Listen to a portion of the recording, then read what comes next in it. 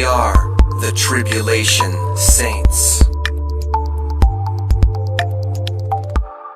Now I want to finish up with this other health news. This is why I came into Alex this morning, got this form right here.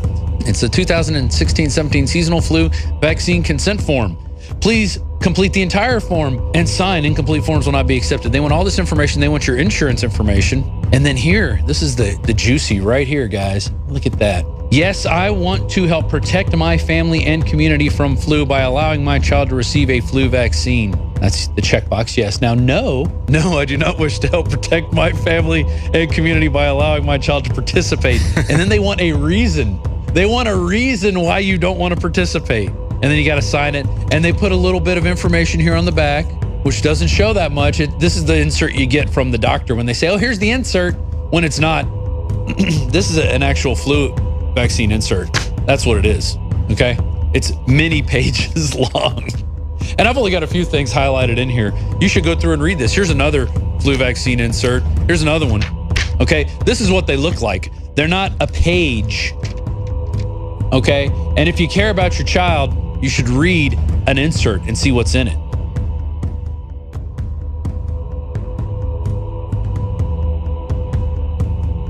And if you care about your child, you should read an insert and see what's in it, because it has things like this.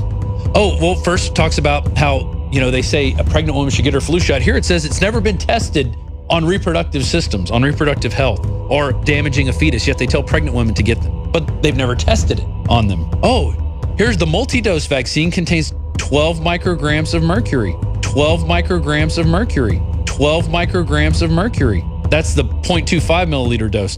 The half milliliter dose from a multi-dose vaccine contains 25 micrograms of mercury. Oh, we don't tell you that.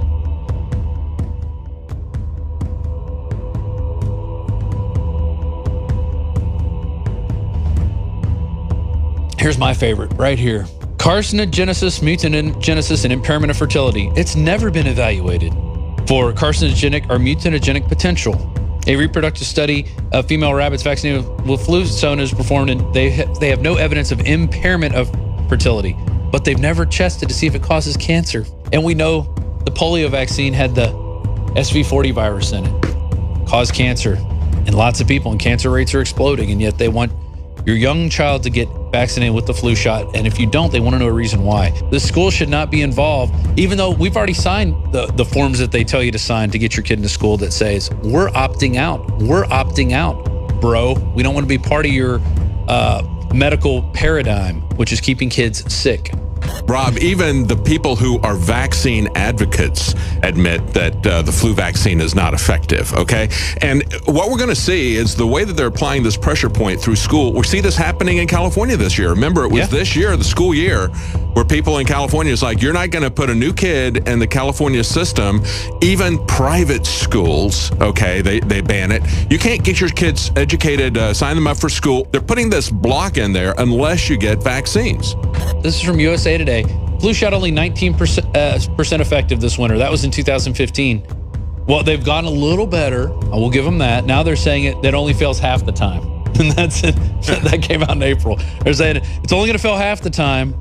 So give your kid a shot that even on the little insert, it says it could give you Guillain-Barré. But most people won't even look that up. And now they say the flu mist doesn't even work. That came out. They're saying flu mist doesn't work. We're not even recommending it for kids. You got to get the shot, because we got to get the aluminum and the mercury inside of you and all the other ingredients that when you start reading about, you're like, what the hell? I'm not going to put this in my kid. Yeah, Rob, you mentioned the mercury and, of course, thimerosal. I'll give you a personal example.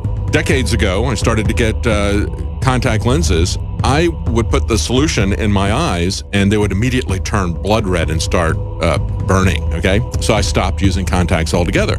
And then I guess it was about 10 years ago, I had a doctor say, why don't you try contacts? And I said, well, I can, but I'm allergic to the thimerosal. That's what we worked out. And he goes, oh, they don't even allow that anymore. That's mercury.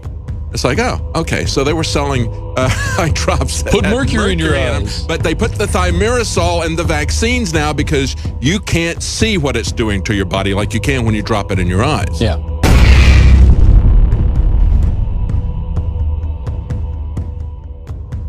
Yeah, exactly. And that's how they hide it. And it's amazing that people are going to sign their kids up for this. And there's probably going to be an outbreak of flu. I've told my kid, under no circumstances are you to go anywhere where they're jabbing anything into anybody. Run for your life. Exactly.